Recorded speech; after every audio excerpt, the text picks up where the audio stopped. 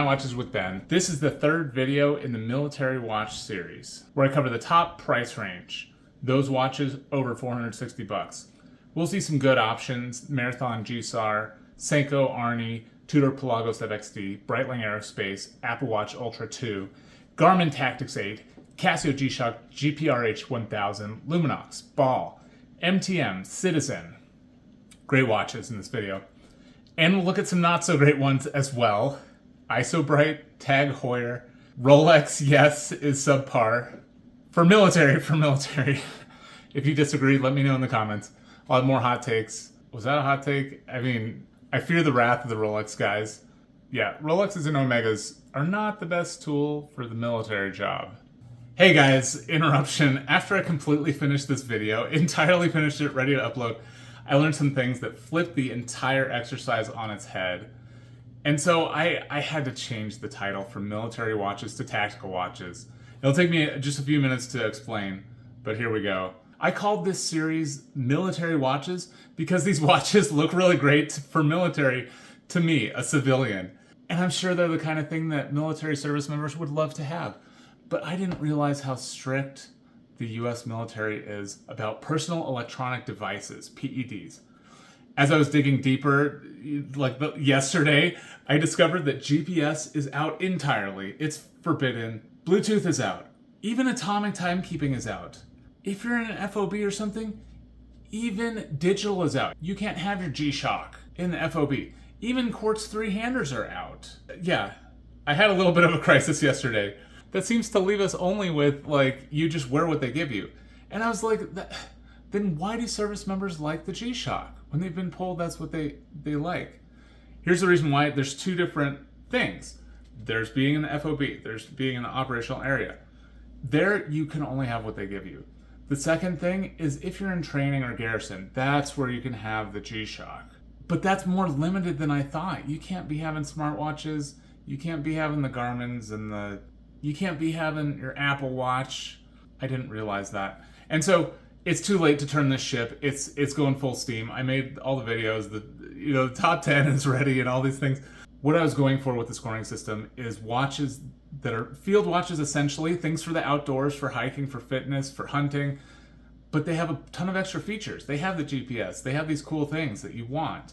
A regular watch, but with a ton of extra cool stuff on it in addition to timekeeping that's made for the outdoors. That's still what it is. It's just, I can't call it military anymore because the military guys can't use this stuff.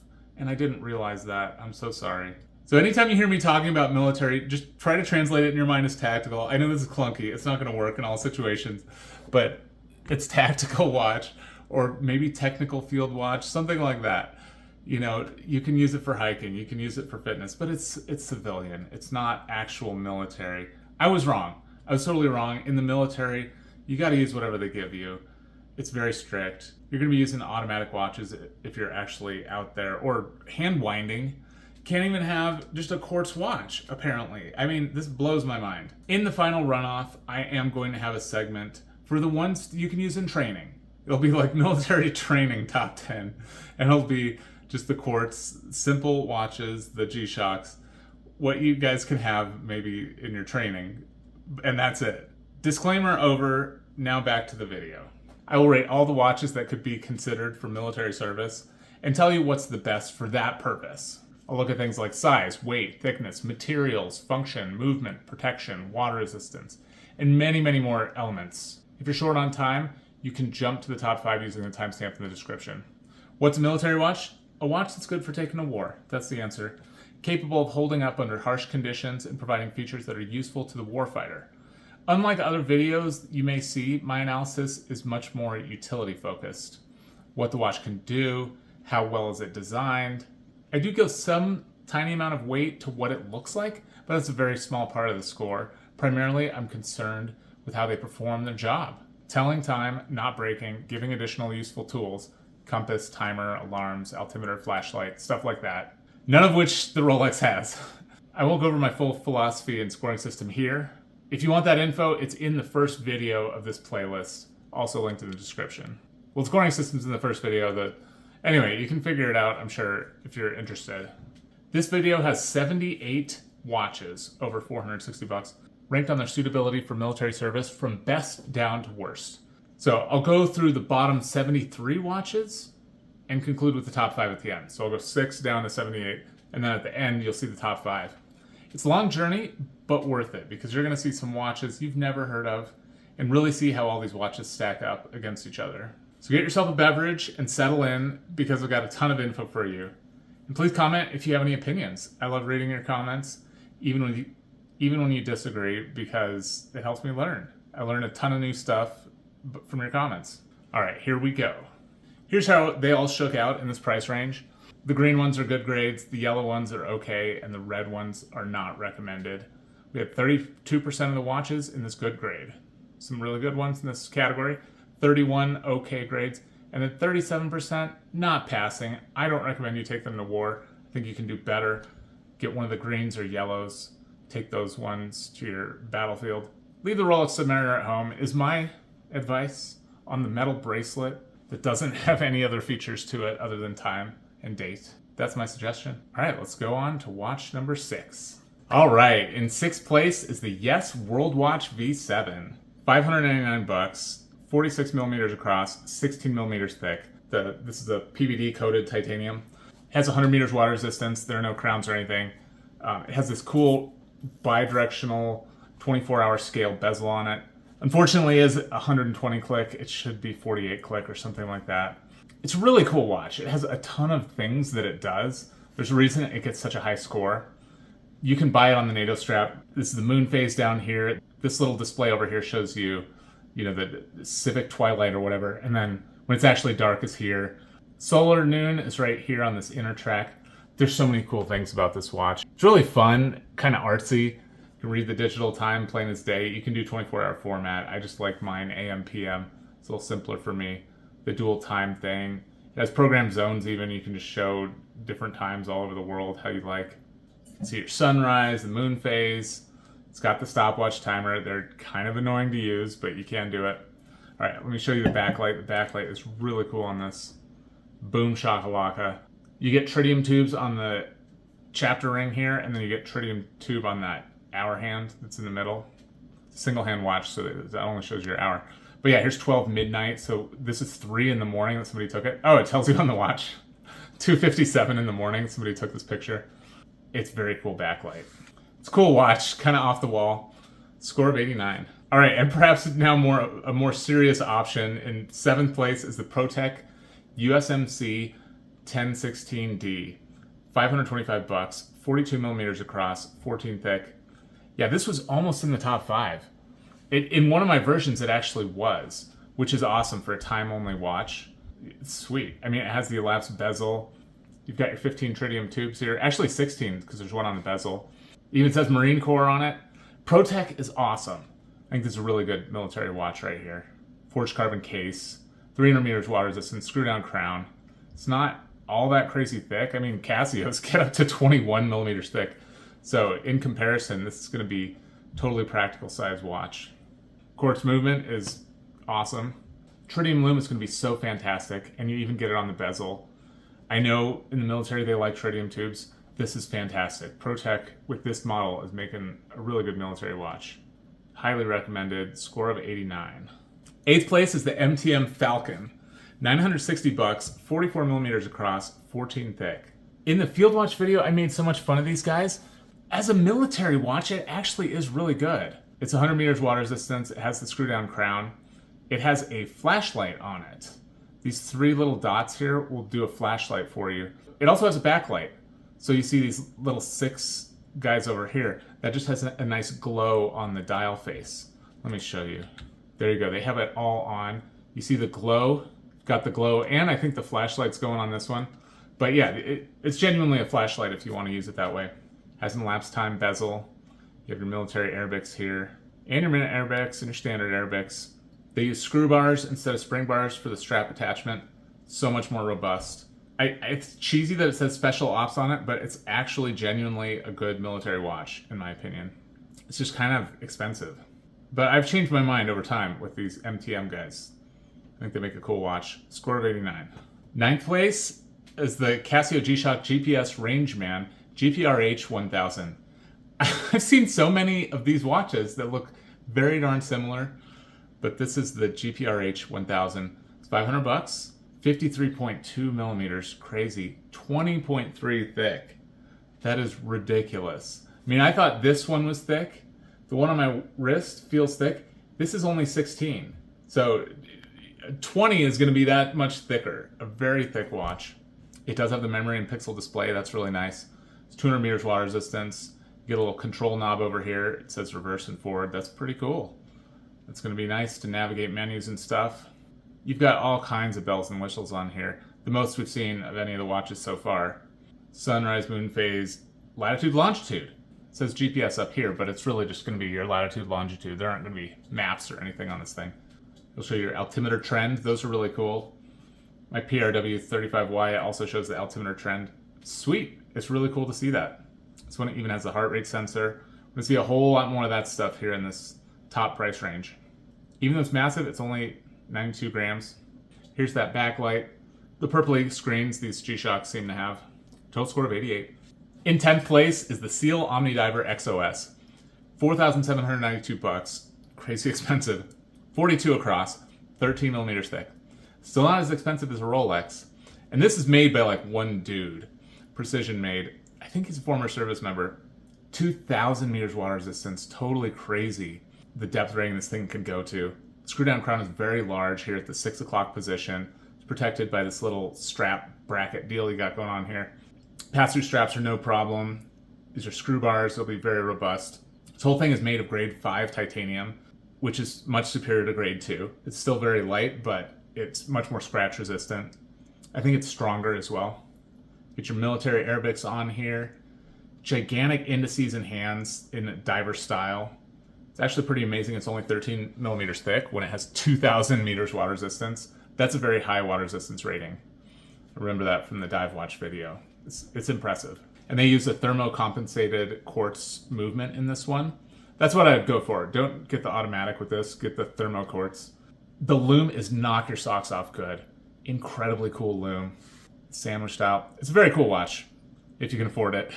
Total score of 87. In 11th place is the Luminox Bear Grylls Survival 3740. $498, 45 across, 14 millimeters thick. And this is a wild card. Can't remember how many wild cards I chose from each price category, but it's probably similar to the 898 thing. So I wanted to give this one a chance at the end. I think this is a really cool watch. Very busy dial, tons of stuff on here. You've got your standard Arabics. You've got your military Arabics on here too. There's just a ton of stuff in your face. Your compass bezel here shows you the degrees. That's pretty sweet. And it shows you your elapsed time. You have your compass here on the strap. It looks like a really good one as well. This watch does have 15 tritium tubes. They arranged them in a really interesting way. I do like that. It only really has a stopwatch. You know, your elapsed minutes over here and your hours over here. It's not the most useful thing. These old school stopwatches are not as useful as a digital stopwatch. It's a little bit confusing to read them because you have these multiple sub-dials to look at to find out actually how much time has passed. I do like the rubber grabber on the crown. That's pretty sweet. Total score of 87. In 12th place is the Ball Engineer Hydrocarbon EOD, Explosive Ordnance Division. $3,499, 42 across, 13.7. Really cool crown cover here, protecting that crown. 300 meters water resistance, it's titanium case. They have a Faraday cage with this thing. They have really impressive shock protection. Drop it off a building and it's not going to damage the automatic movement because the suspension system thing they have on this thing. The loom is amazing. Probably the best loom in the whole video. Well, we'll see. I think there's a loom round in the final runoff. This one will score very well for that because this is really impressive, cool looking loom. So you get the numbers here, full numbers. You have conventional loom on the bezel with this orange conventional loom. Very cool. And it's not crazy thick. It's only 13.7, even with the 300 meters and the shock and the Faraday cage and everything. It's a really cool looking one. I really dig it. Score of 86. All right, 13th place, first smartwatch we're seeing so far. It's kind of a surprise, but it's the Garmin Epix Pro Gen 2. $650, 47 millimeters across, 14.5 thick. And I don't think you have to have this like standard display here. You can show whatever you want on the dial. I don't know what the other displays are. It's a pretty cool one though. When I had a smartwatch, I loved seeing the weather. That really pleased me. Get your altitude. It's cool. I like it. It is an AMOLED display. Only 100 meters water resistance. That's pretty common for these smartwatches. It's actually fine, in my opinion, for these things. Fiber reinforced polymer case. It's a little metal shell on the front of it, but it's still fiber reinforced polymer case. You get your GPS, all these kinds of things you typically get with smartwatches. I understand that with smartwatches, a lot of what makes one better than another has to do with software stuff and all sorts of things that there's no way I could capture with this type of scoring. But even with all that said, the ones that are suitable for military still did rise to the top because of like the robustness stuff about it. 50-meter water resistance Apple Watch is not going to score as high. It's not going to be the best if you're out in the field for a few weeks. You know, you might have to bring a battery pack or something. It'd be best if you didn't have to bother with that just to keep your watch alive. It's what it looks like in low light. It looks great in low light. I think that's awesome. DoD prohibits geolocation services on any of your devices when you're in operational areas. So you can't have the GPS on when you have this watch. When you're on leave and you're going on a hike or something, you know, you can turn that GPS back on. So it's not a very big bonus. GPS only gets at 2 points. And then in the final runoff, I'm going to reverse that anyway, because this is military watches we're talking about. Seems like a cool watch. Score of 86. In 14th place is the Luminox Original Navy SEAL Evo 3013. $545, 43 across, 12 millimeters thick. It is 200 meters water resistance with a screw down crown. Yes. So this Luminox is a lot better than that other one we saw that was only 100 meters and push-pull in the last video. So if you really like Luminox, go up to this one. This will be much more robust for you. Scores a lot higher. They do have some cool colors in here. I think the tan one's actually pretty cool. That other one that was priced lower only had 8 tubes. This one has 15. Actually, this has 16, so you get the bezel pip as well. That's really sweet. Great thickness. 12 is fantastic. This is a great option, although I would have preferred if the crown was black like the rest. That's sticking out pretty bad. Score of 86. 15th place is the Apple Watch Ultra 2. Doing much better than the regular Apple Watch. Yes, the Ultra does better, and that makes sense. $650, 44 millimeters across, and 14.4 thick. Yeah, it's actually 44 by 49. So, you know, I use the square root of pi or something or other. I calculate it correctly, but I take the rectangle and determine what's the equivalent circle when I'm scoring the size of this for the diameter. Because they do wear larger when you have a rectangle or a square watch. You're gonna have to charge this darn thing. That's the downside. It does have the beautiful OLED display. You do have altimeter, barometer, compass built in. You have all these other extra things you can do. Yeah, it's actually suitable. Again, turn that GPS off if you're in operational areas. Fabric strap. This lug mechanism is actually very robust, so that's really awesome. It has a night mode that goes to red. I think that is so cool. I think it does it automatically, so I do like that. Total score of 85. 16th place is the Citizen ProMaster Land JV 1007-07E. $521, 43.9 across, 14.2 thick. Nothing crazy, normal watch size. Really cool watch. This display is really nice. You can do all kinds of cool stuff on there. You see 1 out of 7. There's like 7 different menus you go through. It looks really cool. Internal rotating compass bezel is cool. There's no electronic compass on it, so you're gonna have to do the sun thing if you want to try to figure out where north is. You know, in PM, you look here, you do the halfway point between the hour hand and the 12. And if it was AM, it'd be down here somewhere. Yeah, 10 o'clock is like here on the 24-hour scale, and use that to figure out where north is somehow. Regrettably, this is only a push-pull crown. That's unfortunate. It says Eco Drive right there. It's a solar movement. That's really sweet. Not going to be changing batteries. Do have alarms, program zones. It indicates the power reserve right on the dial. That is really cool. And it looks phenomenal in the dark. I think there is a backlight to the digital display as well. The regular lume is really impressive. It has a cool watch. It does look a little bit more pilot-y. I tried to kind of exclude pilot watches from this. And most of them don't do well because they usually have like 50 meters water resistance, push-pull, crown.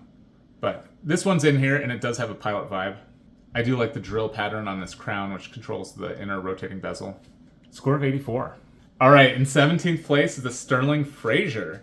It's $476, 42 across, 13 thick. I gave Sterling such a hard time in that last video. I said, oh, they think their watches are so cool, but They're actually not. Well, this one is. This one gets a great score, and I've chosen it as a wild card at the end. It'll be in the final runoff. 300 meters water resistance. Sweet. Screw down crown. Not crazy thick. Yeah, it's legitimate. It's a legitimate option. You get all your military Arabics, all your standard Arabics. You can get minutes here on the bezel. I think this is going to be a really suitable watch for military use. It even comes on the NATO strap. The loom is really excellent. Full loom on the bezel. That's actually fairly unusual. Most dive watches do not have full loom bezels, so that's really nice. It's actually a titanium case with physical vapor deposition coating on it. I'm estimating it to weigh something like, I don't know, 68 grams or something. It's going to be great. It's going to be a really great watch. Score of 84. 18th place is the Sunto Vertical Titanium Solar. And it's titanium, but it's actually a fiber polymer case, which is a titanium shell. But anyway, it's $699, 49 across, kind of big, 13.6. A lot of these ones are just really big. I don't think they need to be so big. They're not even using the full screen. And that's typical with these things. It is a solar watch, so that's really good. I'm glad Sunto has a solar option. It does a lot better than the Suntos in the prior video did, because they didn't have solar and you had to charge them or change the battery on the, like on the Sunto Core, you have to change that darn battery. This one, you get the solar. That's really sweet. It's got storm alarm, sunrise. Yeah, I don't need to go through all these every time because they have a lot of features. When you go through the spec sheets, it's not all the same though, and that it does contribute to the score, absolutely. GPS, again, turn that thing off. In the dark, here's what the display looks like.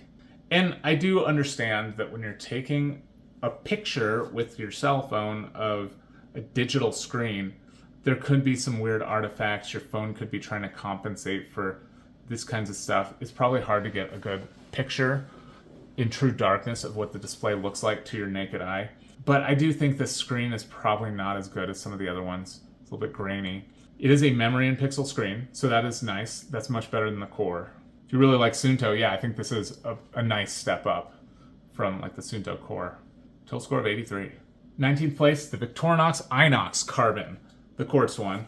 $900, 43 across, 14 thick. These are very robust. It's a forged carbon case. I love that. It makes it super light. Very, very light. Much lighter than titanium. Standard Arabics. They have a lot of different versions of these. I would go for the one with all the numbers on it like this, the standard Arabics. You do get your minute Arabics here on the outside. Very small though, but I think that'll still help to be able to read it quickly. It has a paracord strap. That's kind of cool. The loom actually looks really good on this, although there's no second loom. It's a legitimate option. It's just really expensive. I think they give you a knife with it too, but gosh, for $900, that's a tall order, especially just for quartz. It is cool though. It's definitely a cool watch. Score of 82.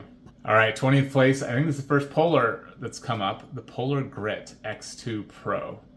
$1,000, 48.6, 13.4. 100 meters water resistance. It does have a full PVD steel case. The whole case is steel, so that's pretty good. Although that does add to the weight, makes it a little bit heavier. They say it's 79 grams. I don't know if they're including the strap or not. Usually, if I think they're not including the strap, I'll keep that off. But with a silicone strap, that's a reasonable weight. Although for 48.6, yeah, they may not be including the strap. You may need to add another 14 grams to this or something to get the true weight. The display looks super crisp from this picture. It's still bright in the sun, so that I'm sure that contributes to it. The camera can handle it a little better when there's less contrast between the screen and everything else. Beautiful AMOLED display. I don't remember if it's a touch display. I should have built into this like a penalty for touch displays, because anytime they get wet, it's going to be a disaster trying to use it. It really is better to have buttons on a watch you're going to wear outside. But this does appear to have 4 buttons. Cool looking watch, very expensive, score of 82. 21st place is the Bertucci A4T, $475, 44 across, 12 millimeters thick. This is probably the fanciest Bertucci. I don't know if they make a fancier one than this. You get tritium loom on this, but it's similar to the other A4Ts. Although you don't get a recessed crystal. That's one of the things I like about Bertucci's, is having the recessed crystal. You're not going to scratch it as much. It's really going to protect it well. You know, the solar version and the tritium version, they can't recess the crystal anymore because those things take up more space under the glass. And so that kind of pushes everything up and the glass is no longer recessed. You do get the crown guard, screw down crown. Yeah, this is a sweet option. And speaking of the lume, here it is. It's fantastic. They even used a different color for 12 o'clock. Thank you, Bertucci. A lot of their models have identical indexes for everything, so you have orientation issues in the dark. No orientation issues with this one, with that orange at the top. Unless I guess you're colorblind, then you do have that. If you're colorblind, you're probably not in the military. So I just realized that. I mentioned in the other videos, the straps are so good on Bertucci's. These Zulu straps that come on here. May as well mention that here too. Has fixed lug bars, so you're only going to be using a pass-through. Like I said, their stock strap is just so great. I don't think you're going to want to change it. And they do offer other colors and stuff. Total score of 82. All right, 22nd place, the Marathon Navigator SS Nav D. 980 bucks, 41 across, 11 thick. And they do sell this clip compass. I built that into the price to get it with the compass, because that helps the score slightly. Yeah, one of my friends actually was issued these watches from time to time. So they're legitimately used in the military. I think you like this one a lot. The tritium lume is fun and useful, so that's good. No tritium on the second hand though. Yeah, I really do like this one. It's super cool. Marathons just are expensive. It'll be a wild card at the end. Score of 81. 23rd place, this is a cool one. The Zin UX GSG9 EZM 2B. It's a lot of stuff. 3,552 bucks, 44 across, 13.3 thick, 5,000 meters water resistance, and it's only 13.3. That is crazy. And one of the reasons it can go so low is it's filled with oil. It's a quartz movement. You're not going to be changing this battery. You have to send it to Germany to have that battery changed. One of the cool things about having an oil-filled watch is that when you're underwater, you can see it really well. And in the light too, because you don't have that air underneath. It just makes whatever's below the glass pop up to the top. It's really cool when you see pictures of it. Zin is so great with their bezels. They do it the best. You get all the little markings here and the numbers. Nobody else does it this well. Zin is the best at that. Yeah, it's a very expensive watch, but it's also extremely high quality and cool technology they have in it. Score of 88. All right, in 24th place, the Seiko Arnie SNJ 025. 525 bucks, 47.8 and 13.8. And Arnold Schwarzenegger wore the watch in movies, I think. I don't know, Predator or something like that. Correct me if I'm wrong. Very cool watch. The analog digital. The hands never go over the digital display. That was a great move by Seiko. I'm glad they did that. Military Arabics here. But it also tells you up here what time it is. 10:08 a.m. You get the digital seconds. That's really useful. That's really cool. A lot of other features you can have. You can have 2 times. You can have a totally alternate time up here if you like. Stopwatch, timer, alarm, even perpetual calendar. It's a really cool one. I'm a big fan of it now.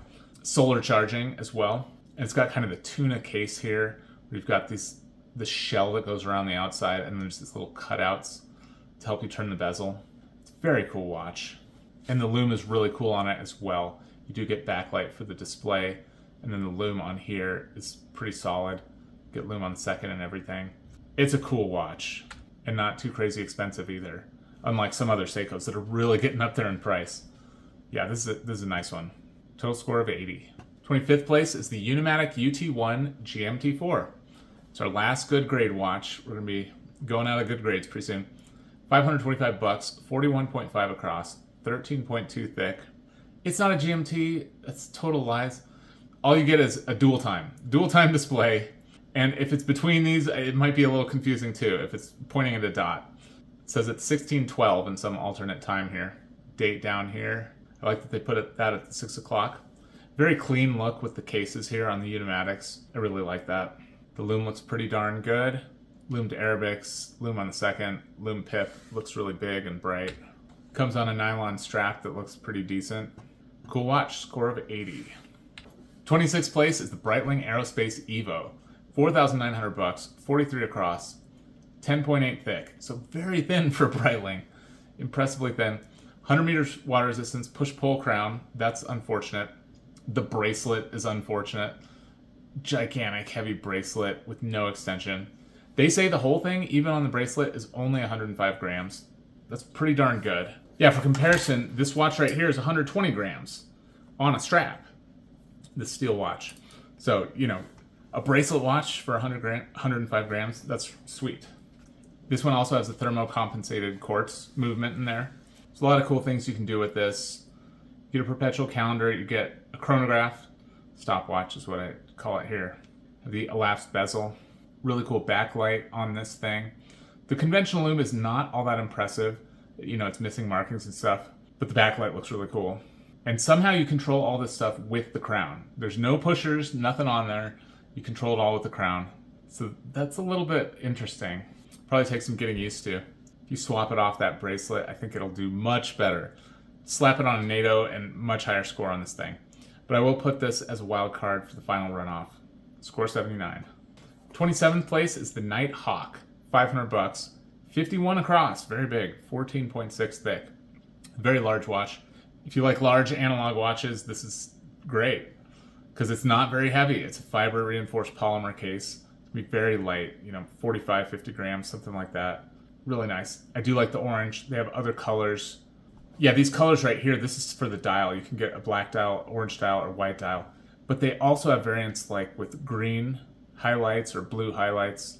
So there's a lot of options with this one. I mentioned Knight does contract with UK Ministry of Defense.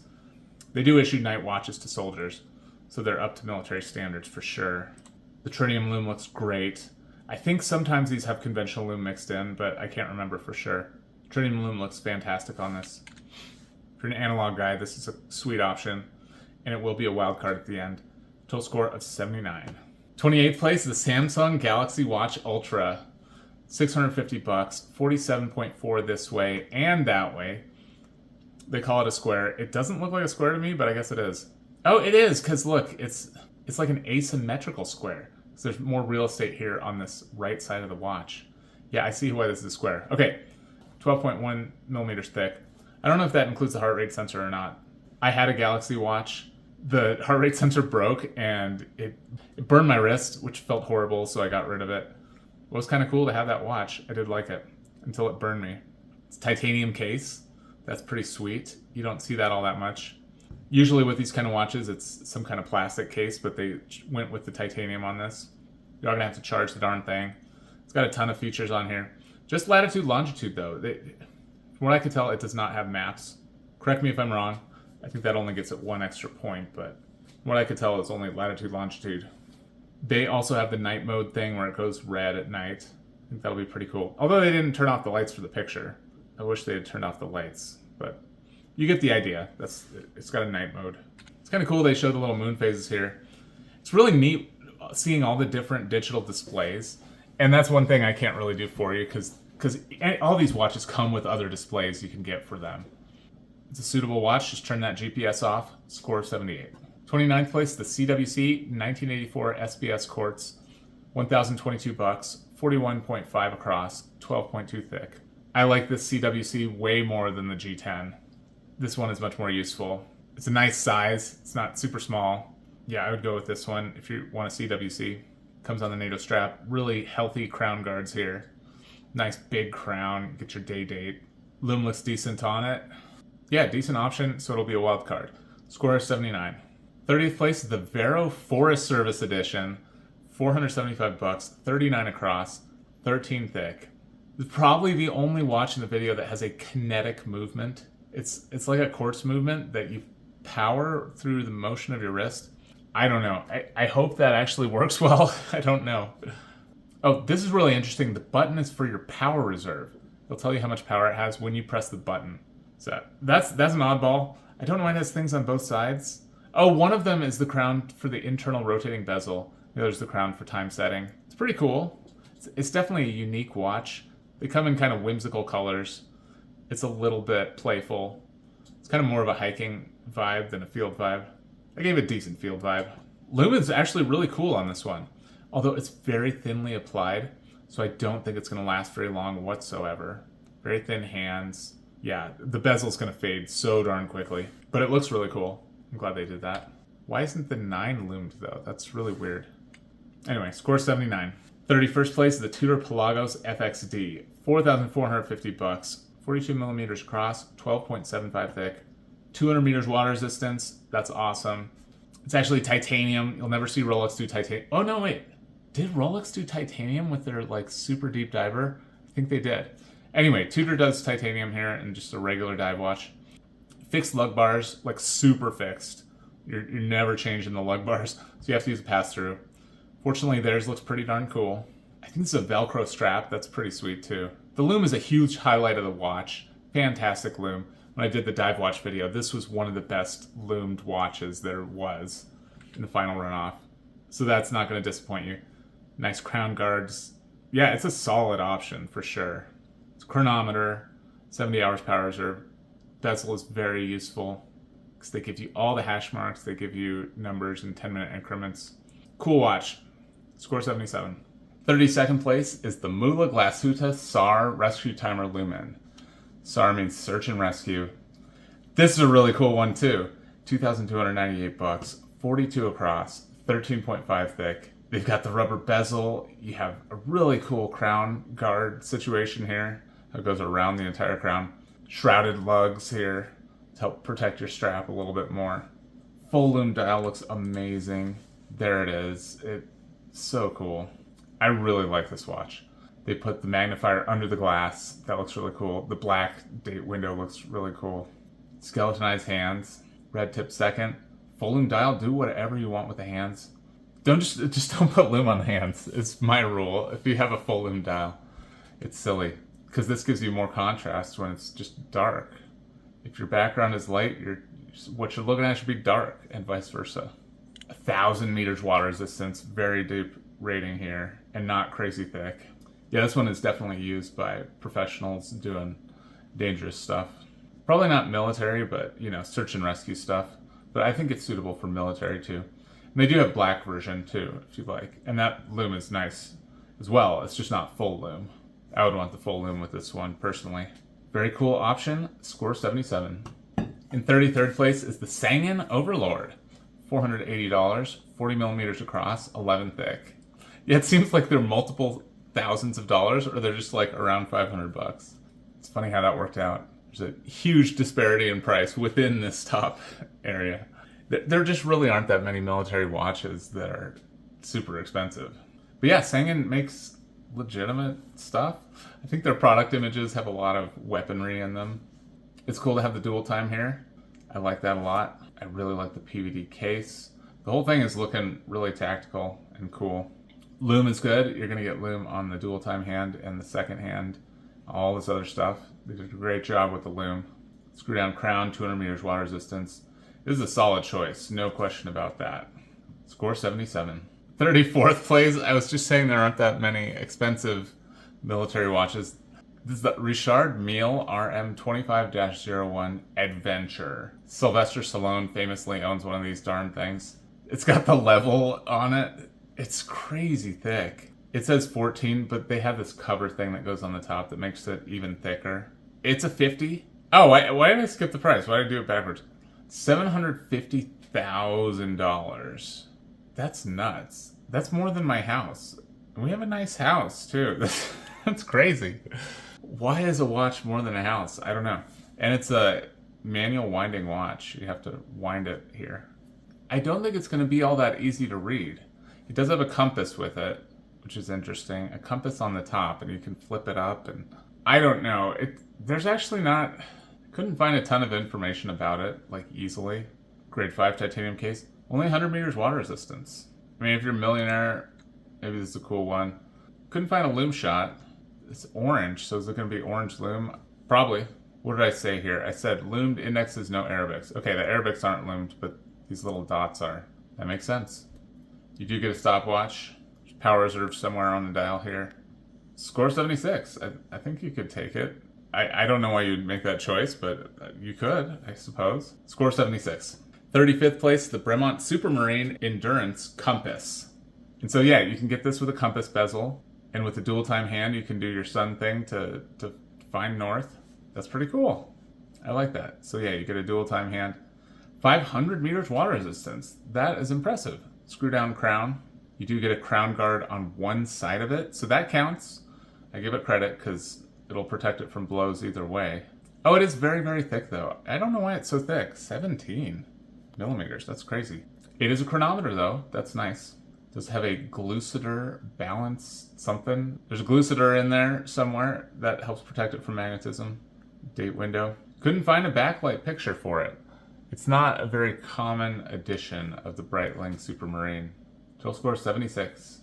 36th place is the Christopher Ward C60 Limpstone. It's $1,110, 42 across, 13.8 thick. You do have an internal rotating compass bezel and the elapsed time bezel. So that's cool that you get both.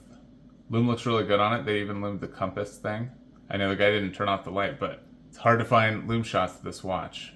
600 meters water resistance. That's impressive. It's very robust. I gave it credit for the crown guard for this piece in the middle that's protecting the crowns. Only from one side, but I still think logically that protects it. It's not as protected from a blow this way though. PVD steel case. I do like the orange. Christopher Ward likes orange, and I like it too. Kind of a bowling ball pattern on the dial. Looks pretty cool. I love their dagger hour hand. It is very pleasing. And it's a chronometer. Score 76. All right, another MTM. It's 37th place, the MTM Cobra 44. $1,865, 44 millimeters across, 15.5 thick. And yeah, it's a chronograph watch. You get some other stuff on here as well. There's an alarm here at 9 o'clock. You can set that over here. That's pretty cool. You also get a slide rule. That's what we're seeing on this outer bezel. You've got the markings on the inside. And this is a good slide rule too. In the technical pilot watch video, I looked at the entire market of pilot watches with slide rules and stuff. And this is a good one because you get to have, I called it plus 60. When you get to 70 minutes, it tells you it's a 1 hour, 10 minutes. That kind of thing. It goes beyond, and it goes all the way up to like 9 hours and stuff. That's pretty cool if you're trying to calculate how much time it's going to take to go somewhere. I suppose you could do that in the field as well with your walking speed. Didn't really explore that concept too much, but you could kind of use that as a pacer. If you know how long it takes you to go 1 mile, but you have to go, I don't know, you have to walk 60 miles or something, you could figure out hypothetically how much walking time is that. It's pretty cool. This is tenths of a second down here. I couldn't find a loom shot for it though, unfortunately. That's too bad. 200 meters water resistance, titanium case, estimating it only weighs, 80 grams or something like that. I think this is going to be really good. MTMs are just expensive, but they're making good watches. I can't really complain about the quality of their watches from what I can tell from the spec sheet. They seem good. They're just really expensive. It does have this crown cover thing. Total score of 76. 38th place, another smartwatch, is the Coros Vertix 2S. $699, 50.3 across, kind of big, 16 thick. It's a large watch. I do like the gray appearance here. That looks really nice. It does have a memory and pixel display. Sweet. We're gonna have to charge this thing. Field vibe is pretty darn good on this one, actually. I think it looks good. I think it looks tactical. It looks cool. In the dark, it's gonna look totally fine. This is a Spanish guy's watch, I think. It's telling you, or French guy. I don't know. I don't know what day of the week MER is, but it's not an English day of the week. It's a plastic case. They say it's 87 grams for the whole thing. Yeah, that's reasonable. You can get lighter watches though. In this video, we've seen much lighter watches. Total score of 76. 39th place is the Marathon MSAR Quartz. Good to see another Marathon. $900, 36 across, 13 thick. Yeah, 300 meters water resistance. That is much better than 30. Marathon, you could do somewhere in between. You could do a 100-meter water resistance watch. You don't have to have 300 meters for your dive watches and then 30 for your field watches. You go in between. And yeah, it is technically kind of a dive watch. It's a tiny one though, 36 millimeters. You get 14 tritium tubes. This is traditional loom on here. This might be the wrong loom shot actually. Just realized that. So apologies if I put up the wrong loom shot. Gets you the general idea. This one just has conventional loom on the second hand. At least they put some on there though. Some of these with 14 tubes don't even put any conventional loom on the second, but at least Marathon did that. Your date window, military time, military Arabics, standard Arabics. You get your minute Arabics on the bezel here. Yeah, I think these are totally suitable. Score 76. In 40th place is the Tracer P67 Officer Pro. $595, 42 millimeters across, 11 millimeters thick. Get your screw down crown, PVD steel case, crown guards. This one's only 100 meters water resistance, but I think that's suitable. It's within the realm of normal. It's not a very big penalty for 100 versus 2. Kind of set the standard at 200 meters, but 100 is still pretty darn good. It says 15 tritium tubes. It is 15, but you get 2 extra ones just for show here around the Tracer logo. They like to do that. I think there is some conventional lume as well. If you get out I think the numbers are often loomed on these models, but maybe not all of them. I wasn't sure with this one because it has gray numbers. Some of them do have pretty cool lume. Comes on the NATO strap. This one's legitimate as well. I like this tracer. Looks pretty darn cool. Stock image is not anything too fancy. Total score 76. The Tissot T-Touch. 41st place, Tissot T-Touch Connect. $0. What happened there? That can't be right. What is the actual price of the T-Touch? I'll put the actual price on the screen. It's not $0. Everything in life costs something. They're not giving these away. It's 47.5 across, 15.3 millimeters thick. It's a weird one. It's definitely a weird watch. It does have a touch screen. I really should have penalized the touch screens because when they get wet, you can't use them the same. It's not the best.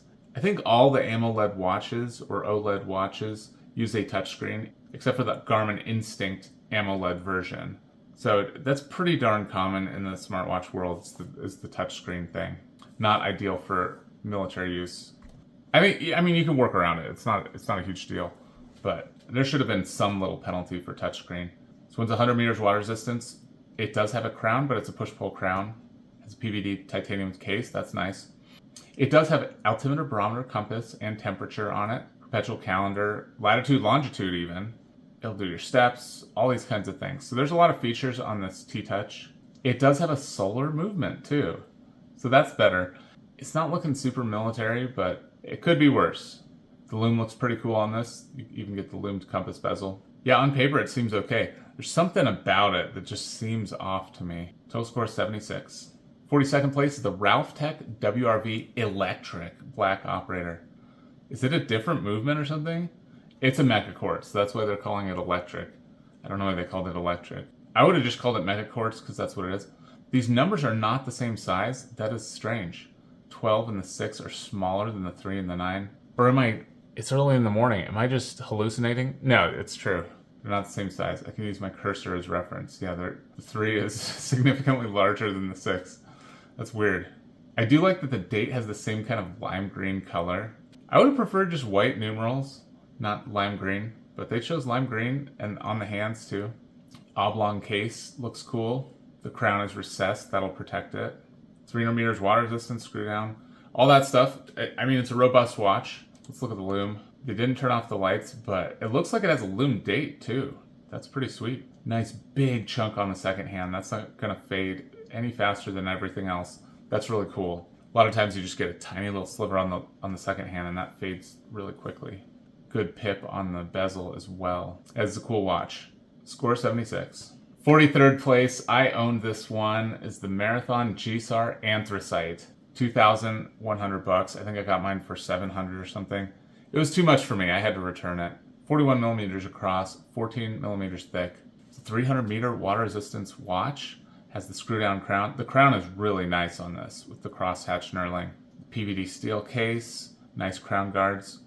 It feels thicker than it is just due to the way the case is shaped. It just feels like it sticks way out there.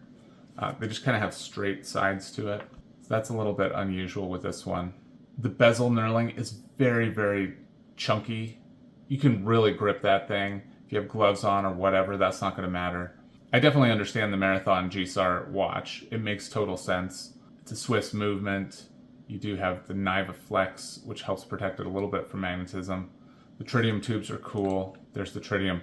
The bezel pip does not have a tritium tube in it, but it has conventional lume, which works fine. It's kind of funny when you mix the two though, because one will always be brighter and one not as bright. So it does look a little bit odd in the dark. They kind of glossed over that with this shot, but usually the bezel pip is a lot brighter when you first look at it. And then of course through the night, it's going to fade to nothing by the morning. And in the morning, all you'll see is this stuff. It's a cool watch. I liked mine. I just couldn't hang on to it anymore. And it wasn't perfect by any means. Bezel was misaligned. This bezel is also misaligned. I think that's common with these ones, unfortunately. Total score of 75. 44th place is the Garmin Forerunner 965. What does that stand for? I don't know. $550, 47.2 across, 13.2 thick. Garmin makes a ton of watches. I don't understand the nuance between them. When I plug them in the scoring system, some score better, some score worse. This one scored worse. It's only 50 meters. I'm sure that's part of it. A lot of fitnessy stuff for you, but it's going to have stuff that's useful for military use as well. I'll have to turn that GPS off, of course. AMOLED display. It does have the touch screen, which I mentioned isn't ideal. You are going to have to charge it. I don't know how frequently. That's going to vary from watch to watch. That's something to think about for sure. You don't have to be charging this a ton. But I mean, if you have the darn charger, how often you charge it is not a huge deal. A lot of these, though, you want to wear them all the time. You never want to take the thing off. So having to charge it does mean you have to take it off for a couple hours or something. Here's a picture of this in the dark, looking at maps. I think you can see that very well. That's going to be cool. Tiny little map on your wrist. Decent option. Doesn't really look military to me, and it is large. Total score of 75. 45th place is the Breitling Endurance Pro 44 millimeter. It's $3,600, 44 cross, 12.5 thick. It's an automatic chronograph. Those are always expensive. Oh, it's a, what? It's a quartz? This one is a chronometer quartz movement. 100 meters water resistance, push-pull crown. You do get the compass bezel. That's cool that they did that. There's like an Ironman symbol here, so they want you to use it for Ironman races. They have the pulsometer scale here. They've graduated it for 30 pulsations. So if it takes 30 seconds to count 30 pulses, then the pulse is 60. You don't have to be a rocket scientist to figure that one out. But yeah, it's nice to have a 30 pulsation scale. 120 here, 60 there. That's decent. That's a nice middle ground. I've actually seen one that had a 60 pulsation scale. You'd be taking somebody's pulse for 60 pulses. That's way too extreme. I think 30 is excessive as well. 15 is enough. You don't need to get spot on with these pulse meters that are manual. I don't think a doctor has ever taken 30 pulses to check my pulse. It's unnecessary. Lume is a little bit lame. Tiny little strips of lume on the hands, and then you're missing 9 and 3. They give you tiny little dots here, but those will fade really quickly. But I understand why they did it. They wanted to have these nice big metal numbers for the 3, 6, and 9, so they can chop them off. I get it. It's part of a look. It does look pretty cool. Score 74. 46th place is the Sengen Kingmaker. $759, 39 millimeters across, 10.5 thick.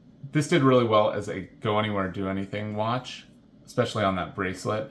I think it works as a military watch. It passes. You can take this to war. It's not the best option, but it's still a passing grade in my opinion. Couldn't find a lume shot of it. They don't have that on their website. These are sold out, so be aware of that. You can get on the waiting list though. They're going to make more of them. They do adjust the movement, 68-hour power reserve, 200 meters water resistance, screw down crown. Pretty robust. Does have that protruding crystal though. It's better when those are recessed, but it's very thin. I think that's one of the reasons why it rose to the top for Gotta Watch. Had the color match date and stuff. It's a pretty watch. It's also fairly rugged. Score 73. 47th place is the Victorinox Inox Carbon Automatic. The quartz one scores better, but if you prefer an automatic watch, you can get this one. $1,375, 43 millimeters across, 12 millimeters thick. They point out where the crown is in case you forgot where it is. There's a nice yellow triangle. The yellow is kind of clashing with the green. Yeah, the mustard yellow is not great with the olive green. I think they should have had a paler yellow. Even like in the seal, I think that would have been a better yellow color than this thing. Great dimensions on it. The forged carbon case is super cool. I do like that. 200 meters water resistance is awesome. They recessed the crystal. This case design is very, very strong. I do like the hexagon here. It's turned, so you have the flat part at the top and then it's rounded. It's really cool. Yeah, they're onto something with this case. That's a really cool design. They changed for these weird hands lately where they have this little, I don't even know how to describe it, but it's like partially skeletonized. These hands are kind of weird. Lume is strong on this, but you don't get any lume on the second hand. It's really cool that their shield is lumed. I like that. Basic 3-hand watch, but I think it's suitable. Score 73. 48th place is the Marathon Jumbo Day Date. $2,300, 46 millimeters across, 18 thick. This is going to feel much more substantial than that GSAR. You still get your military time. It's a little bit easier to look at. I do prefer when the military time is on the outer track rather than on the inside. That does look better. You do get 2 at the top as well, 2 tritium tubes. You do get a tritium tube on the second. That is superior. You do get a date. I think the main reason why this scored lower is just the size. It is going to be pretty darn heavy. Even on a silicone strap, I'm estimating this to be maybe 140 grams. It's going to be heavy, really heavy watch. And that's due to the thickness. It's just very, very thick. Here's that lume. Lume is looking good. It's nice to have 2 tubes at the top. I really do like that. Could have used one orange tube for the same effect though. But yeah, I do like this one. Again, heaviness is the main takeaway with this one. If you have this watch, it is going to be heavy. Total score 73. All right, Resco. We're finally seeing a Resco. 49th place, the Resco Gen 2 Patriot, $2,155. 42 millimeters across, 13 millimeters thick. Patriot. I think the guys that own this company are former service members, so that's part of it.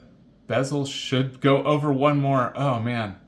Before you take your product shot, please check the bezel. I say that and I started filming without having my accessories in the back. So I understand why these things happen in the real world. You know, people aren't robots who perfectly do everything.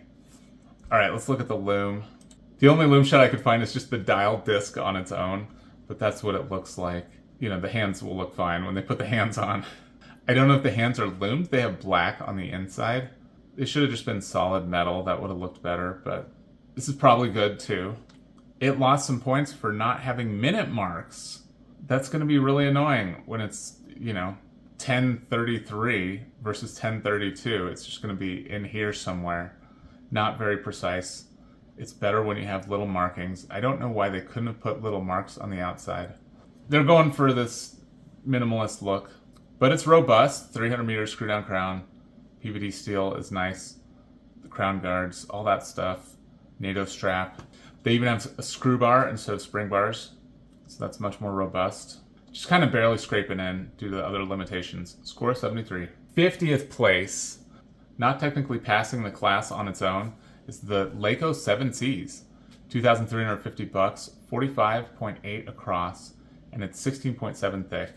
And yeah, I recommend it if you swap it off the strap. It's like a silicone bracelet-y thing. I don't understand why it's silicone, but it seems to have, it's also like a bracelet at the same time. I don't know what the deal is with that. But if you swap it to a NATO, you'll get it over 73. My threshold for passing. Lume is super cool on this. I love the orange lume. I don't think it lasts quite as long, but it looks really darn cool. Their bezel is really nice here. All the slashes and the numbers. Again, Zinn does it better than Leico does, but Leico does a pretty good job as well. It's interesting to see the 930 crown. It's not a typical crown placement for a watch. Something a little different. You do get 1,000 meters water resistance, so very deep depth rating on it. It's a cool watch. And I'm a fan of Leico. I think they do a good job and they don't charge crazy amounts for their watches. This one is pretty darn expensive though. I mean, you could get the Marathon JDD for this. You could get the GSAR Anthracite instead. That's a more well-known military watch. This one is good too though, if you've got a lot of money. Total score 72, higher score if you swap it to a NATO strap. In 51st place is the Boulder Expedition 1 Karakum. $699, 41 across, 14 thick. I can only recommend it if you put it on a NATO because its score is right below my threshold. You've got standard Arabics, military Arabics, not all of them, but some of them. You have a compass bezel, that's pretty cool. Internal rotating compass bezel. 200 meters water resistance, screw down crowns, that's great. Lume looks really cool. They decided to mix the lume, you have blue and green together. That's pretty cool. Yeah, not much else to say about it. It's decent, not great. Actually, it just barely scrapes in. Score 72. 52nd place is the Wasson Automatic Field Watch Mica 6.8. $845, 42.6 across, and 11 thick. Yeah, I've mentioned before, I'm not going to talk too much about this one, but I really like these guys as a company. Their watch is not really fit for military service, in my opinion. It's just a little bit under, and that's already with the NATO, because you can buy it on the NATO, even though they don't have a picture of it on the NATO on their store. Lume is really impressive on this. That's a strong feature of the watch for sure. It's probably a pretty good traditional field watch, not a great modern military watch. Score 70. 53rd place, the Chronologia Canyoneer. $570, 46 across, 13.5 thick. They have kind of a steel pattern or tire pattern on the bezel. It looks pretty cool. I gave it credit for day-night because this will tell you whether it's day or night, but they didn't give you the military Arabics that you need to be able to use this for dual time. I don't know why. It's a weird one. It does have a paracord strap. Score 69, not recommended. 54th place is the Tudor Black Bay P01. 4,600 bucks, 42 across, 14.5 thick. I don't know what the heck is going on here. That's all I can ever think about when I see this. This goes over the bezel somehow. These end links are bizarre. They took the Willard thing from Seiko. But yeah, you get a dual time bezel. 200 meters and screw down crown is quite robust. That's nice. Loom looks decent. Oh wait, that's not the right loom shot. Okay, ignore the loom shot. That's for the Black Bay Pro. It's chronometer. I don't know, it's a weird one. Yeah, it's a weird watch. If you swap it off this, what did I call it? Leather strap, you can get it up. Because even though it's got all this metal, that's a leather strap once you go beyond all this stuff. But yeah, put it on a better strap and you can take it to war, I suppose. Score of 68. 55th place is the Glycine Combat Sub. Here's the specific designation. They make them all different. 515 bucks, 42 across, 10.5. Never pay full price for a Glycine. You can find them cheaper in the gray market. That might already be the cheaper price. I'm not sure. But this is the one that has the standard Arabics and the military Arabics. I think that's the way to go. Glycine is famous for having a super thin watch. They really do a good job. 10.5 is quite thin. 200 meters water resistance is fantastic. Swap it off the bracelet and I think you can use it. The loom is really good on this as well. Cool option. Score of 68. 56th place is the Tag Heuer Connected Caliber E4. 1,550 bucks, 45 across, 15.3 thick. Yeah, they're trying to do the smartwatch thing. I honestly don't know how great the smartwatch features are. That seems like a huge thing to try to do for a watch company. All kinds of extra costs with the software and all these other sorts of things. But they went for it, and this is their smartwatch. I don't think you should take it to war. It's only 50 meters water resistance. Guess it looks okay in the dark. Score 68. All right, I have to put mine on. In 57th place is the Citizen ProMaster Altachron. 476 bucks, 47 across, 14.7 thick. And they have 3 generations. This is the 2nd generation. Yeah, it's not the best for the outdoors. It's extremely heavy. Listed weight is 122. I think I just weighed mine and it was like 119 or something. But it's just too darn heavy. And honestly, this stuff is really confusing. Even reading the basic time is confusing on this because in the chapter ring, you see you have this decimal scale, 0 up to 1,000 basically. So each 1,000 meter increments you go, you want to find out your altitude. It's going to point at this outer one, but then the inner one is what you actually tell your time with. And I get confused every time I try to read this watch. Right now it's 442, but it's pointing exactly at the 700. So you see the 700 and you're like, what does this mean? It just takes so much longer to read it. So yeah, I'm going to be selling this one to help fund the one I got. So yeah, I'm selling this one for sure. It is neat. I really enjoyed it when I first got it, but like all altimeter watches, it's not extreme precision. Day to day, every single time you want to use your altimeter, you have to recalibrate it. And on this one, it is kind of annoying to do that. But it's been in the drawer for a really long time, and the power reserve is all the way at the top. It really holds battery power a very long time. Citizen knows what they're doing with the Eco Drive. It's really solid. Here's my personal loom shot. It's not impressive. These little marks die away very quickly, and none on the second. Not for taking a war. Score 68. 58th place is the ISO-Bright ISO 722. 1,925 bucks. Good grief. 49 across, 15 thick. It's going to be a brick on your wrist. It's very, very heavy. Yeah, it'll be even heavier than the Citizen Altachron. And we saw better ones like this in the past. I would go with those. The reason why it's so expensive is the crazy number of tritium tubes. 61, 2, 3, 4. 64 tritium tubes. That is really impressive. It's really cool. Actually, I have a watch right here with 63 tritium tubes. It's a lot of fun. It's kind of a fun novelty. But it's so much money to get all those tubes. And I can tell this one's starting to die. It's not quite as bright when I got it 4 years ago or something like that. So that is a downside of tritium. They do gradually over time, they're constantly fading until they're really not usable anymore. That is one downside to tritium. I think it's worth it, but you really don't need all the tubes. This one doesn't pass the scoring system, and that's due to the weight and size. If it was smaller and less heavy, it would pass. As is, it doesn't pass my system. Score is 68. 59th place is the Omega Skywalker X33. 5,900 bucks, 45 across, 14.7 thick. They make one with the Mars standard time. Is that what this is? MET? Anyway, they have like MST, Mars time, whatever that means. So you know the time on Mars, like as if there's some standard or whatever. But okay, only 30 meters water resistance. I don't know why. We saw other watches with pushers that were able to get 100, 200 meters water resistance. So it's possible. I wish Omega would have given it more water resistance. That's ridiculous. The next one I show you has 100 times the water resistance of this one. These are pretty cool. The lume is going to look really, really cool. I think that's good for pilots and stuff. It is a cool watch, and if you swap it off that bracelet, it can get up to a 73. You put it on a NATO or a Zulu. So that's what I suggest you do. Total score is 67. All right, 60th place is the Breitling Avenger 2 Seawolf. 4,100 bucks, 45 across, 18.4 thick, very thick. Like I said, 3,000 meters water resistance. Totally insane. You really never need more than 500. Well, you personally never need more than like 200, but professional divers only ever go down to like 100 or 200. And that's kind of extreme. Like the world record is 600 in the crazy diving suit thingy.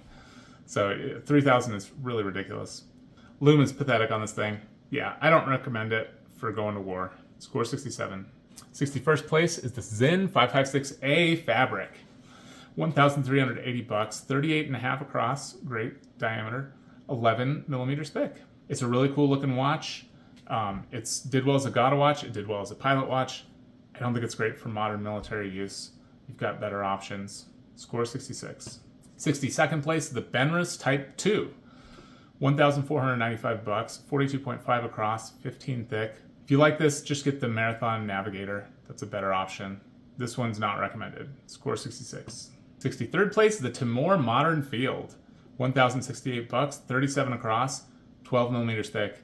It says modern, and originally I was calling this the modern field watch category, and then I switched over to military because that made a little more sense. It says modern in the name. It's not a modern watch. It's got 100 meters water resistance, push-pull crown. You can do much, much better.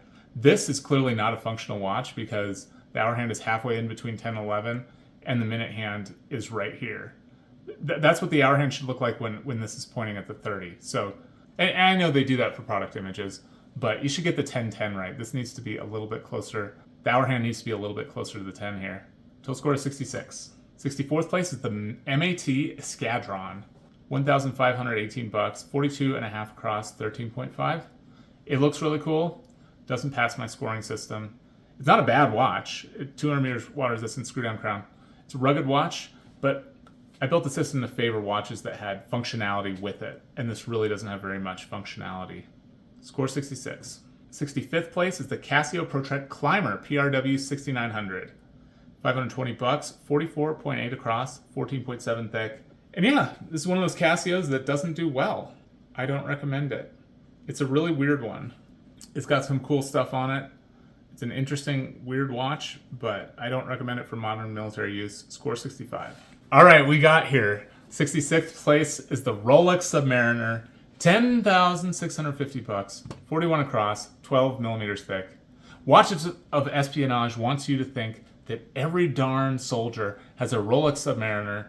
Every cool guy doing cool stuff has a Rolex Submariner because that's just the best darn watch. If you believe that, you've just fallen slave to the marketing because it's an automatic watch. So it's not robust. It doesn't have shock protection. You know, they have the Inca block or whatever Rolex calls their Inca block. That's not the same robustness as a quartz watch. It's just not anywhere near it. And then the accuracy too. Even though it's a chronometer, accuracy's nowhere near. And I explained with the EMP thing, the EMP is going to screw up automatic watches too.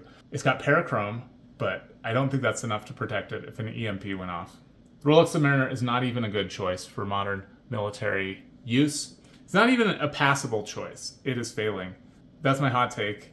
I promised hot takes, and I actually haven't given you a ton of them, and I don't even know if this is a hot take. Maybe it is. You can get better tools for your job than this Rolex Submariner. Score 64. Again, another one. 67th place, the Tudor Black Bay Pro. $4,175, 39 across, 14.6. Is a great watch. I'm not ragging on the watch. Both of these watches did extremely well in other videos. You know, the Rolex is a good dive watch. I suppose if you're a diver in the military, that's a great choice. This is sort of like the all-around military field watch video. I think this one did pretty well in the travel pilot watch video. I mean, it did okay. Yeah, it's not that great. You can't do your offsets or anything because the bezel's fixed. It's all right, but it's not all right whatsoever for military use. Score 64. This slide is full of hot takes. Okay, 68th place, the Marathon Officers SSGPQ, $465, 36 millimeters across, 11 thick. I didn't know they made a quartz officer stainless steel one. It's not recommended. Don't get this thing. 50 meters push-pull. Why? Why, Marathon? It doesn't make any darn sense. Just beef it up if it's supposed to be used by guys doing rough stuff. Total score 63. Not recommended. 69th place is the Roebuck Ranger. $475, 42 across, 11.9 thick. I don't really need to say much about this. It's not controversial that I'm saying it's not very good. Yeah, it's just not a very good watch. Score 63. Another hot take, in 70th place, I put the Seiko Turtle SRPE 93. Again, watches of espionage would probably fight me for this. They would say, darn it, all these special operator guys have their Seiko Turtles, the best darn watch. I don't think they're the best darn watch. I think when you put their specs up and you compare them to what else you can get, when you compare them to a watch that has atomic quartz, solar power, program zone, sunrise, sunset, timer, stopwatch, alarms, why would you go with the Turtle? I don't get it. I mean, okay, as a watch guy, I do get why you like the Turtle. It's just not the best for military use. And some guys don't care about that. That's fine. Maybe that's why they're super cool, high-speed guys, is because they just don't care. I bet that's it. I do like the little sword here. That looks really sweet, the broadsword thing. It's definitely a cool watch. It did well in the dive watch video, too. Score 62. In 71st place is the Hamilton Khaki Field Expedition Auto. $1,146, 41 millimeters across, 11.5 thick. You get the compass bezel. I don't know if it's bidirectional. I hope it's bidirectional. It's a cool different look for Hamilton. It looks kind of cartoonish. The numbers are so big. No date. Not great as a military watch. There's a blue one? I think there might be some problem here. I think black is the only color. There might be a white one, actually. I don't think there's blue. Score 62. 72nd place is the Seiko Land Tortoise SRPJ 33. $476, 42.4 across, 11.7 thick. Cool looking watch. Again, with the compass bezel, it really doesn't do that much. It looks cool, I guess, but you really have to be a MacGyver to make this thing work as a compass. I don't think you're going to be doing that in the military. I don't think you have the time to fart around with your watch all day trying to figure out where the sun is. Not recommended. Score 62. 73rd place, another one with a compass bezel, is the Seiko Alpinist GMT SPB 377. $1,150, 39.5 across, 13.6 thick. Yeah, you got that internal rotating compass bezel. Apparently it moves really easily and it's going to be off and everything. This one you do get the dual time hand as well, so that's pretty cool. Not enough to save it. I mean, it's 200 meters water resistance. It's a cool watch, just not the best for taking to war. Probably a Casio is the one you want, really. You know, message of the whole series is there are some cool analog options, but the very best options are the digital ones. But you'll see in the final runoff. There'll be a balance for sure. This one's not recommended. Score 61. 74th place is the Seiko Prospect LX SNR 025. $5,500. 5 times the cost of that other Seiko. What is going on? It's spring drive. I guess that's why. 14.7 thick. So it's thick. It's really thick too. 200 meters water resistance. Screw down crown. Compass bezel again. These all at the bottom. We've got so many compass bezels. Just a compass bezel on its own really doesn't give you that much. It's not much of a benefit. Get your dual time hand, power reserve. That's all on the scoring sheet. Not enough to save it. The bracelet is what's really bad. I mean, you can add 7 points by taking off the bracelet, putting on a NATO. It adds a ton of weight. It's a titanium watch. They're saying it's 158 grams. That actually surprises me.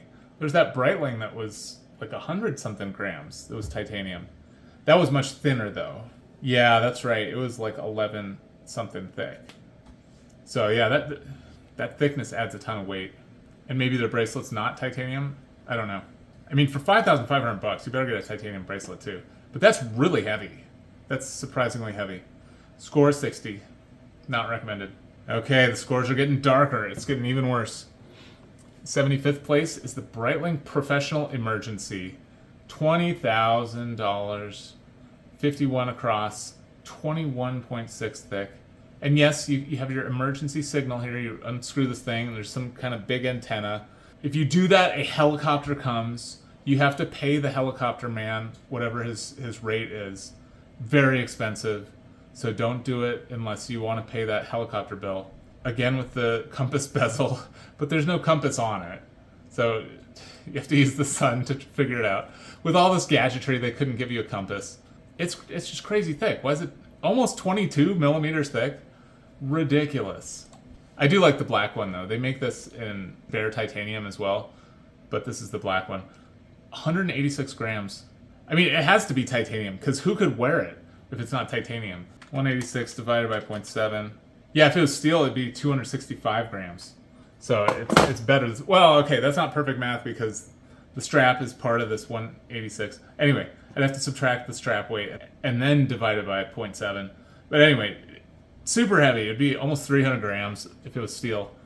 Gigantic watch. Not recommended. Score of 59.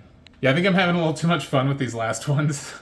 76th place is the Glycean Combat 6 Vintage GL0458. 1,472 bucks, 43 across, 10.7 thick. Glycean makes a thin watch. I really like they make a thin watch. But this one is 50 meters push-pull crown. No bueno. Score of 58. The worst performing smartwatch of all time. Except there's probably some Chinese smartwatches that do even worse than this one. But it's the Mont Blanc Summit 3. 1,050 bucks, 42 across, 14 millimeters thick. $1,000 for this Mont Blanc. It is cool that you get the geosphere thing here. What is that watch called that actually does this manually? It's showing you the same display as that one. It is cool to see the globe thing. No military vibe whatsoever. It's just a fancy watch. Not recommended. Score 57. All right, the last place. Oh, man. Marathon. Why are your watches always in last place? Marathon Officers Stainless Steel GPM. Manual winding, baby. Push-pull crown. 30 meters water resistance. You're going to destroy your watch in the first storm you ever get into. No, they're more water resistant than that, but it's not what you want for the field. I don't understand what Marathon's doing. They need to give these things 100 meters water resistance. It's ridiculous. It's totally ridiculous. You do get 15 tritium tubes. That's good. This one apparently does have spring bars, unfortunately. Protruding sapphire crystal. It's not great. In fact, it's the worst. It's probably the worst watch in the whole thing. Ironically, because it's military. It looks military. I don't think it's suitable for military use in modern warfare. I don't know why they do this. Total score of 54. All right, so that was all the watches except for the top 5. So let's go to the top 5 now.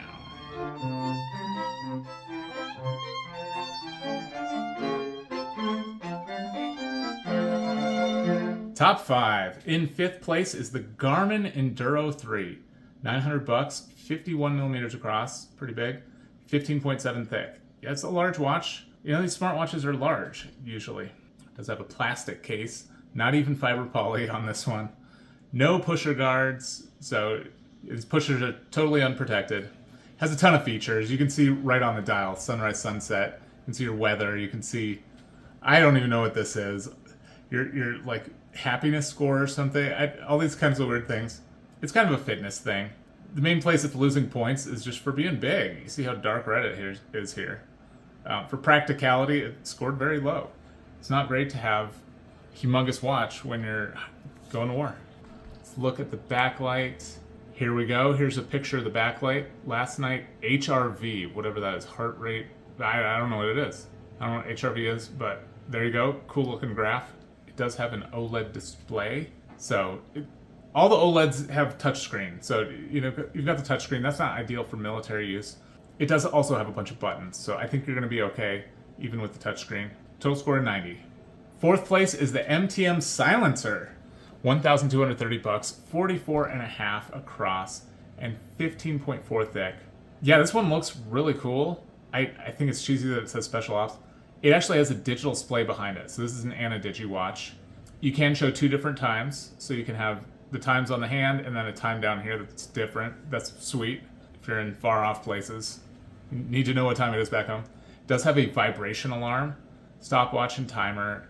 It has a flashlight. These 3 little lights here. One of them's behind the little dagger. Those light up so you can point your watch as a flashlight. That's really cool. Compass bezel. There is no actual compass on it, but you get the compass bezel.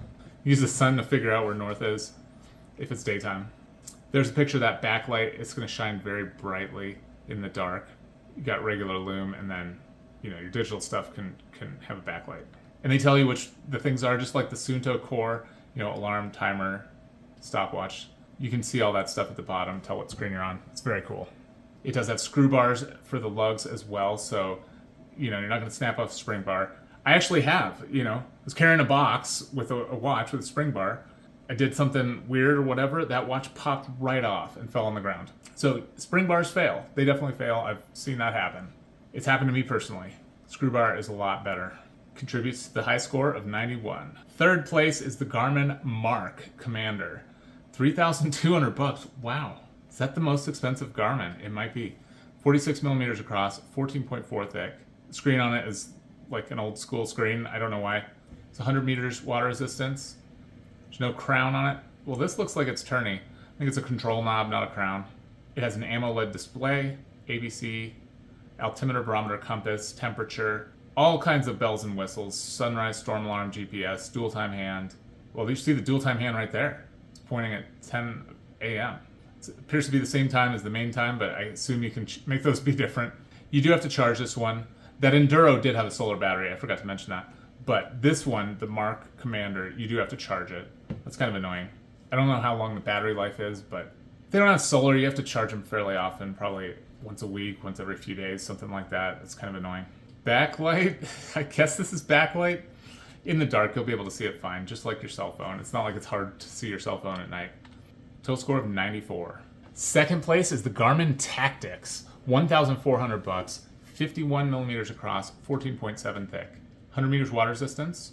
You do get some pusher guards. You can see them around the pushers. So yeah, this has really nice pusher guards right here. This one's an AMOLED display, vibration alarm, all kinds of cool stuff. I'm not going to go through all of that for you, but they say on the dial here you get 27 days battery life.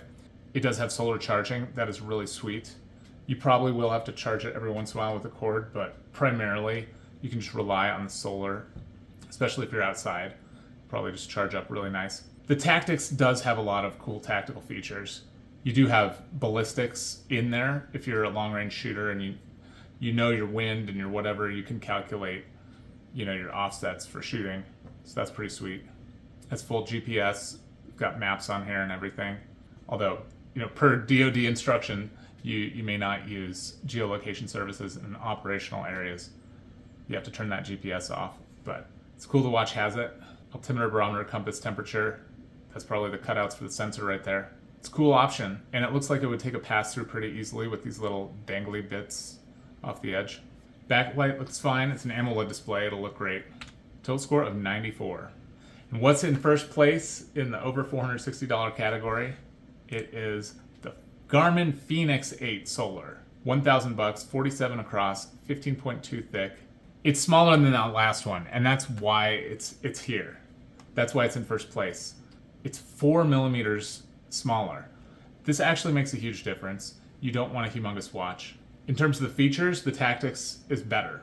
The Tactics has more stuff on it, cooler stuff. The Garmin Fenix is a more wearable size. This one does have a flashlight on it, which is really sweet. So I like that a lot. Flashlight is just up here at the top. Just turn that thing on and shine some light.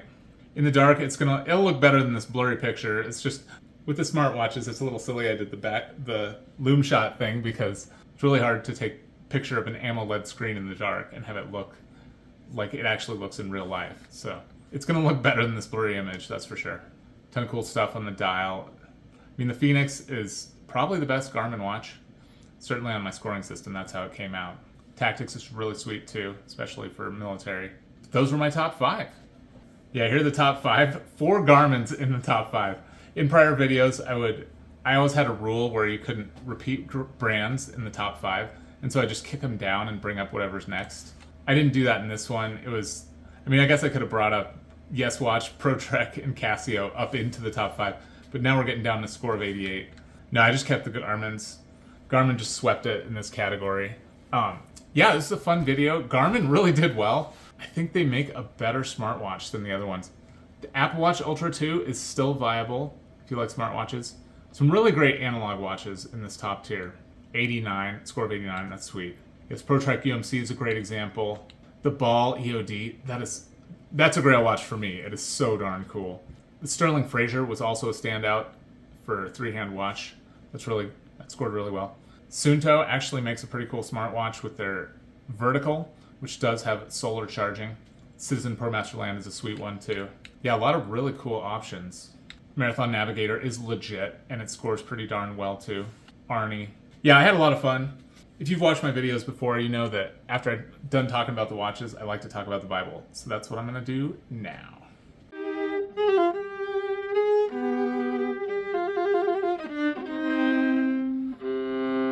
All right, welcome to Bible time. I'm not a pastor or a trained biblical scholar. I just like sharing the Bible. Today, I'm continuing the series on the Hebrews 11 passage about the Hall of Faith. Just going through the different people in the Hall of Faith. The passage starts with a good definition of faith. It's good to know what faith is. So Hebrews 11, 1-3 says, "Now faith is the substance of things hoped for, the evidence of things not seen. For by it the elders obtained a good testimony. By faith we understand that the worlds were framed by the word of God, so that the things which are seen were not made of things which are visible. Seen is made of things that are unseen." That's part of faith, is understanding that. So at the beginning, hope there.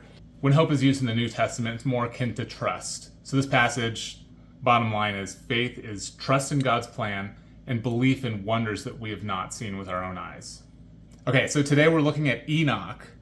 His passage is in verses 5 and 6. "By faith Enoch was taken from this life so that he did not experience death. He could not be found because God had taken him away. For before he was taken, he was commended as one who pleased God.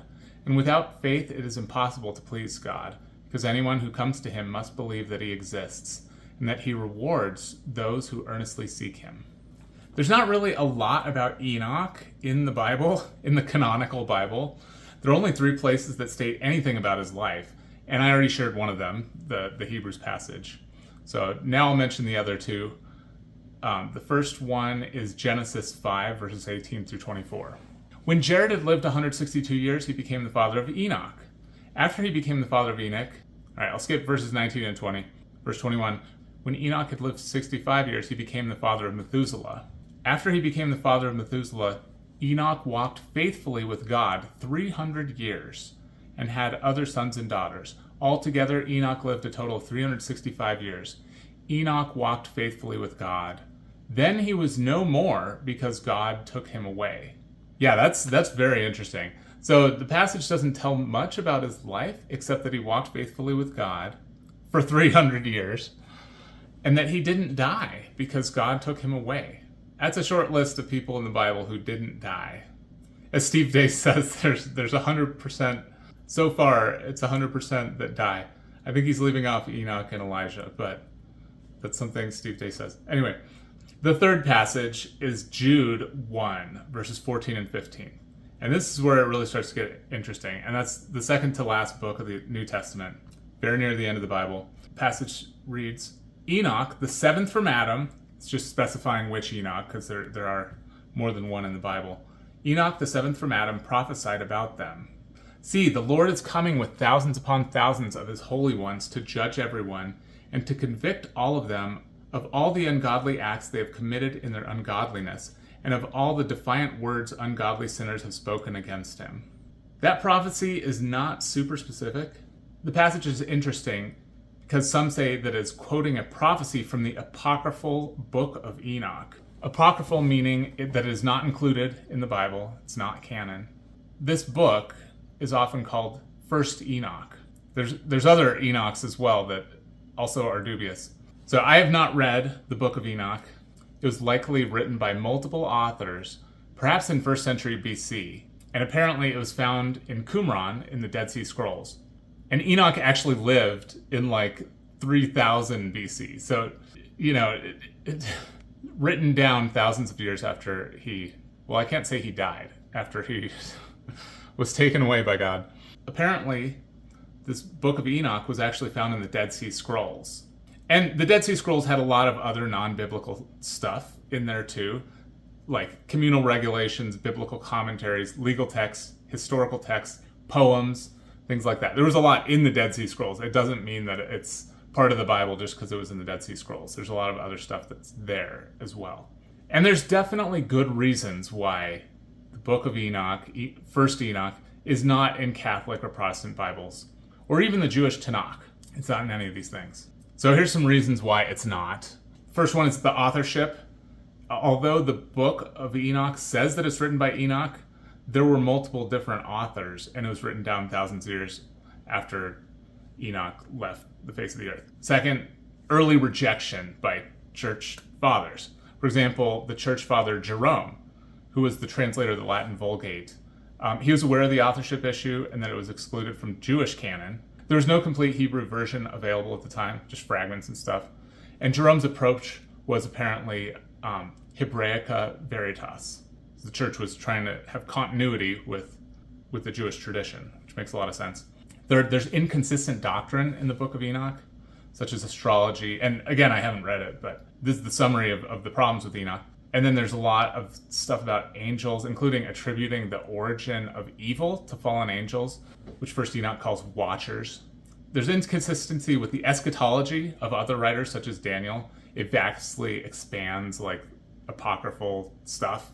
Another problem is Enoch being exalted as kind of a messianic figure who is transformed into the Son of Man. That's kind of confusing. So the writings in First Enoch really could have been misinterpreted by heretical movements that the church was seeking to kind of distance from and just clarify Christian doctrine. For example, the Gnostics. So as I mentioned before, there's also no Hebrew version. The surviving versions of First Enoch that were extemporaneous were Ethiopic and Aramaic. Those were the translations that are surviving. During the early church, there were probably only fragments in Greek. That's probably all there was. And I also mentioned it was excluded from Jewish canon. So the early church wanted, like I said, the Hebraica Veritas concept. And then also, for the Catholics, the Council of Trent, 1500s, excluded First Enoch from the Catholic biblical canon.